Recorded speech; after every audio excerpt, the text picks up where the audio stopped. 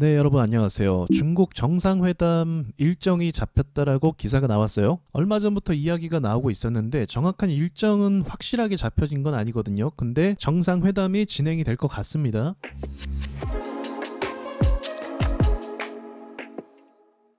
저는 이게 굉장히 중요하다고 봐요. 왜냐면 지금 전 세계가 미국 편이냐 중국 편이냐 하면서 서로 나뉘어지고 막 싸우고 있거든요. 이스라엘하고 이란 같은 경우도 이란은 중국 편, 이런 식으로 갈라지면서 막 싸우고 있는 중이라는 거죠. 근데 그 와중에 한중일 정상회담이 진행이 된다면 이 갈등으로 인해서 기업들이 참 어려움을 많이 겪었거든요. 이런 부분이 좀 극복이 되지 않을까, 그런 작은 기대감을 좀 가져볼 수가 있겠죠. 그래서 중국 관련하면 떠오르는 섹터가 화장품 섹터랑 게임 섹터를 우리가 좀 생각해 볼 수 있어요. 그렇지 않아도 화장품 업계의 매출이 좀 회복되고 있는 상황입니다. 반가운 소식이죠. 아모레도 그렇고 LG 생활건강도 그렇고, LG 생활건강 같은 경우는 너무나 큰 폭락을 했단 말이에요. 그래서 이게 어느 정도 회복을 해줘야 물려있는 주주분들이 좀 탈출할 수 있거든요. 내 실적이 좀 좋게 나왔다고 하니까 이제 뭐 반등 모멘텀을 좀 더 받을 수 있지 않을까, 그런 기대감이 있단 말이에요. 그리고 더불어서 아모레 같은 경우도 최근에 반등 힘이 좀 강합니다. 그래서 매출도 회복이 되고 있고 정상회담 날짜도 잡히는 이런 상황 가운데서 화장품 섹터가 주목받을 가능성도 약간 있겠죠. 자, 그 가운데서 좀 특이한 종목이 상장을 했더라고요. 바로 삐아라는 회사입니다.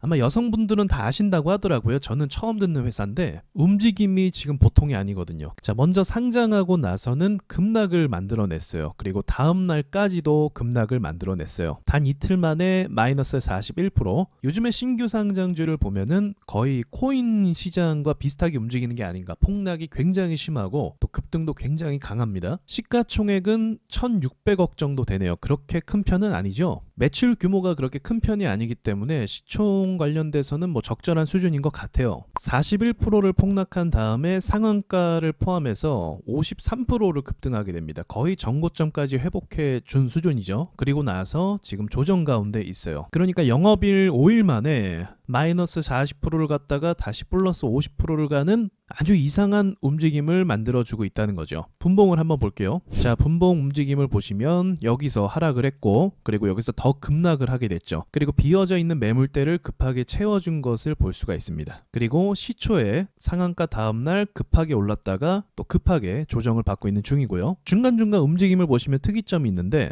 이렇게 한 번씩 찌르고 내려온 다음에 또 찌르고 내려오는 이런 걸 반복해요. 그러니까 누군가는 사는 건데 누군가는 또 급하게 파는 거죠. 호가층을 보면 굉장히 얇은 것을 볼 수가 있습니다. 매물대가 쌓여 있는 게 별로 없어요. 그러니까 누가 수급을 조금만 싸도 이 매물대를 다 뚫고 그냥 올라가 버리는 거고, 누군가 매도를 하기만 해도 이 매물대가 그냥 무너져서 하락을 한다는 거죠. 그래서 이런 호가창을 가진 주식은 좀 위험하다라고 볼 수가 있습니다. 갑자기 한 번에 폭락할 때 마이너스 10%, 마이너스 20% 이런 식으로 떨어질 수가 있는 주식이거든요. 최근에 올랐던 S바이오 메딕스 이 종목도 호가가 굉장히 약해서 폭락이 굉장히 잘 나왔던 모습을 볼 수가 있어요. 이런 구간에서 폭락이 잘 나오죠. 오르다가 또 폭락 나오고, 이게 호가가 약해서 그런 거예요.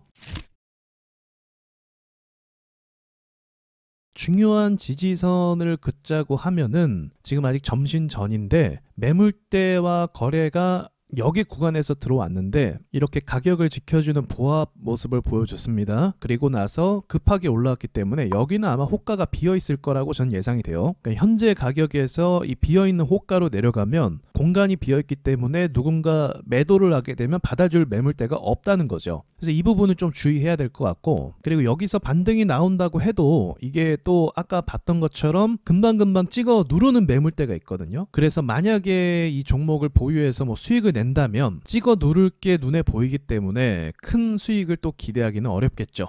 이 종목의 특징이 투매가 심하다, 그리고 밑에서 받아줄 매물대가 없다, 이런 단점들이 눈에 보이기 때문에 이 주식을 투자하게 되면 아마 좀 마음고생을 할 가능성이 높겠죠. 그러니까 제가 영상에 올리는 주식이 뭐 다 좋은 주식만 올리는 건 아니에요. 이렇게 우리가 차트를 보면서 배워야 될 부분들이 있거든요. 그런 부분을 제가 조금 알려드리면서 주의해야 될 이런 차트 유형도 우리가 볼 수 있는 거죠. 하지만 전반적으로는 섹터가 회복되는 추세가 있고, 그리고 한중일 정상회담이 앞에 있기 때문에 이 투매가 잘 나오는 주식의 또 반대의 장점은 뭔지 아십니까? 투매가 잘 나오는 만큼 호가가 비어 있어서 쭉쭉 올라가는 것도 수월하다라는 장점이 있어요. 그래서 제가 봤을 때 결국 신고가로 가게 되면은 그 위에 막을 수 있는 매물대가 없거든요. 그리고 물량이 없기 때문에 누군가가 조금만 사주기만 하면은 더 크게 오를 수 있는 장점이 있단 말이에요. 제 생각에는 지금 보시면 22,000원 정도에서 자꾸 내려가고 있죠. 근데 이 22,000원을 극복하면은 좀 긍정적인 움직임이 나올 것 같은 가능성이 열릴 것 같아요. 이 주식을 투자하는 분들은 제 이 분석을 참고하셔서 뭐 홀딩을 하실지 매도를 하실지 아니면 손절을 하실지를 좀 기준을 잡아봤으면 좋겠네요. 그러니까 여기 지지선 밑으로는 비중을 줄여야 되는 구간, 그리고 지금은 앞에 압박을 주고 있는 매물대가 있기 때문에 좀 튀어 올랐을 때 어떻게 될지 몰라서 매도해야 되는 구간, 향후에 뭐 22,000원 위로 올라가게 된다면 긍정적으로 봐서 화장품 섹터가 다 같이 움직일 때 더 크게 상승할 수 있다라고 판단할 수 있는 구간, 이렇게 구분할 수 있겠죠. 자, 그럼 도움이 되셨길 바라면서 저는 이만 마치도록 하겠습니다.